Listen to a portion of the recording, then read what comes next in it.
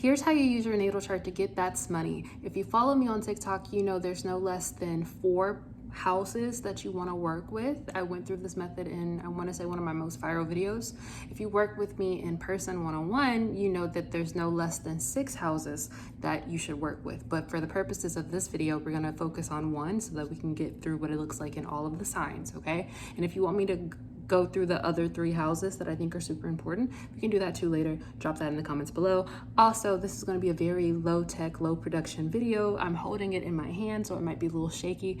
And I'm not going to edit it because I've been having a lot of tech issues today. I was in the middle of editing a totally different topic, and I said, you know what, forget it. If today wants to be a difficult day, if today it wants to be a difficult day, I'm going to let it. I'm not going to push against it. This is just where we're at. Friction is with us today, and I'm gonna embrace it. So this is gonna be a rough video production wise, but if you're centering on that, you're missing out on the gems that I'm dropping. We're talking about getting money today. Focus. And so what we're going to talk about is using your natal chart, using your natal wheel, right? Natal chart and natal wheel are synonymous, but I like to highlight the word wheel because chart is used in instances where the whole wheel is not shown. Predominantly if you use CoStar or Chani, and I haven't used these apps in a while, so the user layout might be different now. Somebody mentioned that CoStar now has the wheel, but these apps traditionally have had like little actual charts that show you what houses your planets are in, and if there are no planets in a house, then they don't show the other houses traditionally. It might be different and updated now. Feel free to correct me below. And so a lot of times what I'll see in my comment sections on TikTok is, oh, Katie, I don't have a 2nd house, or I don't have an 8th house, I don't have a so on and so forth. Yes, you do. Everybody's born with 12 houses. Everybody has a planetary placement. I'm shaking my head because I saw a well-beloved Twitter astrologer one day tweet, what did she say? She's like, if you have a Jupiter placement, baby, where did Jupiter go the day that person was born? Where did Jupiter go that entire year where babies were born? Like, why? You can't not have a Jupiter planet unless you just weren't in the galaxy. Even if you weren't on Earth, you would have a Jupiter. You have a placement for every planet, and you have 12 houses, which means you have all 12 signs. Think about it like this. It's just a division of the sky. If you didn't have a sign or a house in your chart, that would mean a piece of the sky disappeared at the moment of birth. And if that happened, get out right now. I don't know what you are. I don't know what you are or where you came from or what you want, but get out. That's terrifying that a part of the sky disappeared. So if a part of the sky did not disappear, because remember guys, the signs are constellations in the sky. So it's areas of the sky, right? And so if you were born on Earth and the sky did not disappear, you have all 12 signs in your chart. You have all 12 houses. Cool. So you need to pull up something that allows you to look at the whole natal wheel, okay? This is not endorsement or sponsorship. We're not monetized at all over here, but you should follow, like, and comment so that we can one day get sponsors and monetization. So that said, I really like astro charts just because as a person who's on the spectrum, there's a lot of noise up here. And so when I'm looking at something that I need to like decipher, I need the symbols to be clear, and sometimes the other websites can be, the colors that they use, they're so distracting, too much happening. I like astro charts. There's also I can't think of the other ones. There's other ones, but that's the one I like. You could just Google create natal chart and something will pop up. Look at the entire wheel. And so when we're looking at the second house, the second house represents a lot of things. Also, keep that in mind, because people are like, oh, I thought the second house meant blah blah blah. It probably does, because keep in mind that all of life, every aspect of life, from the paper on my wall to the wall itself, to the writing on the wall, to that sticky note, to my face, to my hands, to my tattoos, to my fingernails, to my fingerprints, to my shirt, everything you see everything you are and have experienced, they all fit into 12 houses, all of life. That's a lot. That's a lot. And so the 12 houses are responsible for a lot of different things, babes. And in that way, the 10 planets or the 8 planets and the 2 luminaries are responsible for a lot of things, because all of life is explained through them. Every single aspect of life can be categorized through the 12 houses based on divisions and categories, okay? And so that's why I always say, sorry, I keep cutting myself off. People are like, Katie, can you do this, that, and other in one video? Or even when we do sessions that are like one-on-ones in 60 minutes, they'll ask me I'm like, baby, you have no idea how many things one planet rules, how many things one house rules. I can talk for 4 hours about one house, baby, because it covers so much. We have to go topical. And so there's a lot of topics under each house is all I'm trying to convey. And so second house, high level. Second house is going to be your core values, what you believe, right? Your foundation on what you're built on. But it also represents your assets. It also represents your relationship to money. It also represents your income, the path to least resistance in creating income streams. That does not mean it will be easy per se, but it means that if you needed to create income very quickly, this would likely be the quickest way to do it. Quickest method, quickest topic, because that's also something else I want people to like prep your brain for, okay? Because the second house, depending on what sign it's in, it's going to represent traits and skills, but it's also going to represent subjects. Katie, what does that mean? I'm so glad you asked. For example, if somebody has Taurus in the second house, industries, that could be somebody who is interested in finance. That could be somebody who works in the housing sector. They could be a real estate agent. They could be a chef. They could be into the culinary arts of some kind, right? And you're like, I got Taurus in the second house. I'm not interested in that, right? Because it doesn't have to mean that. That's just the industries it can represent. It also is indicative of what traits and skills can be monetized, right? So let's say you're not interested in any of those industries. The skill set that you can use to apply to anything you want that will help you get money would be creating a sense of security for people. And so it's like, maybe it's not that you are taking care of people's money or you're helping them to find a home. Maybe it's that you sell makeup, which would still be on brand because Taurus is ruled by Venus. Yes, it is ruled by Venus. Venus rules 2 signs, Libra and Taurus, because people like to argue with me about that too. There are planets that rule more than one sign. I'm a little reactive today. Like I said, it's been a day. I woke up with limitations, but here we are. Anyways, it would still be beauty anyways, but it could still be beauty through topic area.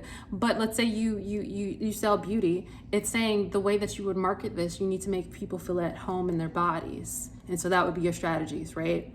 You see what I mean? So it could be a trait or skill, or it can be an industry. So it can mean that you have a food brand. It could mean that you have a finance brand, or it can mean that you do astrology. And the best way for you to market astrology is to teach people how to manage their finances through astrology. Second house Taurus. Anyways. And Placidus. And also this, you can look at Placidus and whole sign, babies. You don't have to pick one or the other. You can do Placidus or whole sign. That's another big comment. I think people get so hung up on what systems and declaration. Don't worry about it. Just look at the chart. Divorce your brain from I gotta set up. No, just look at the chart. Just learn to look at the chart and go. Stop limiting yourself. Everybody comes up with all these reasons they have to stop. No, just go. Pedal to the metal. Just look at it. It doesn't change significantly, and when it does change, a lot of times it's the same message. I get the same message when Aries is in my second house, right? And so that's all of that. We've already burned through 9 minutes, but I needed to say all of that because people get really hung up on just go, right? And so let's start. So second house is income, strategies that you can use to increase money and income, okay? Right? So that's what that means.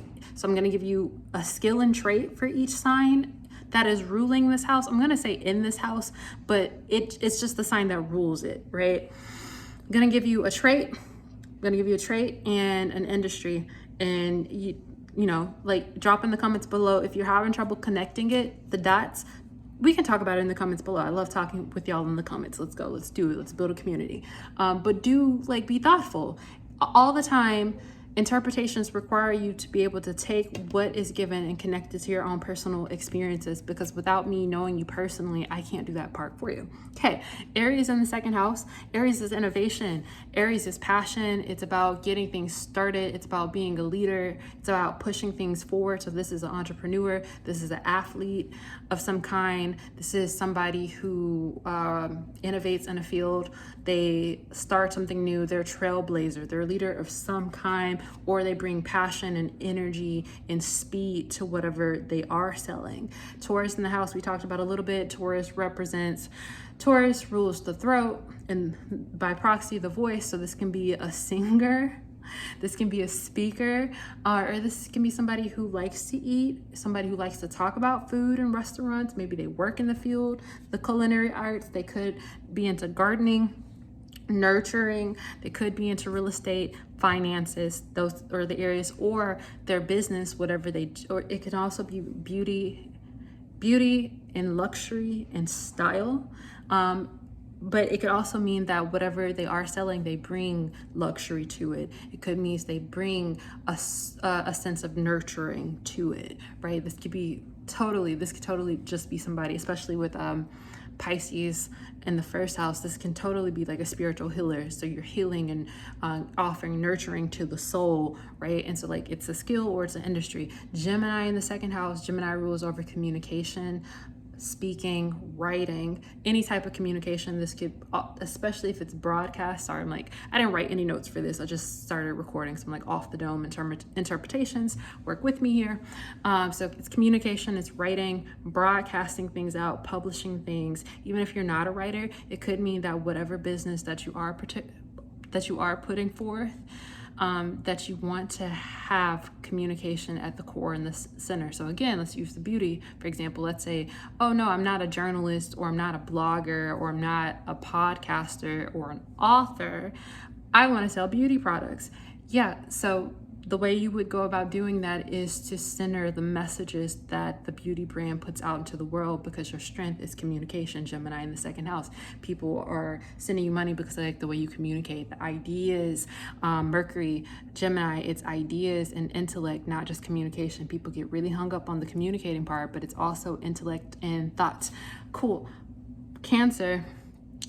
I leave Cancer out as a joke on TikTok a lot, and I genuinely forget Cancer exists sometimes. Sorry about that, guys. Cancer in the second house. Cancer, ruled by the moon, has to do with feminine energy, maternal energy. I always say it doesn't necessarily have to be your mom, but it could be the maternal figure in your life, which could be anybody. And so it also is creativity. It is the home. It is nurture. It's emotional nurture. Taurus is physical nurture, food, home. Cancer is what I feel at home with, the people who feel like family, who feel nurtured. Does that make sense? The separation between those two things. And so this could be someone who, as a field, to me, this always reads as this is the strategy through which you sell whatever it is you decide to sell. Making people feel safe, making people feel comforted, making people who feel close to you, being able to sell to people who have intimate relationships to you, or being able to find money and money opportunities through these people who are emotionally close to you. Working from home, working remote. Yeah. Leo in the second house. Leo is ruled by the sun. It is personality, is authenticity, it is standing apart, it is creativity, it is through creativity, it is a form of innovation. It's star power for sure. I don't think you have money problems if you're Cancer rising with Leo in the second. Never mind, I'm gonna keep going.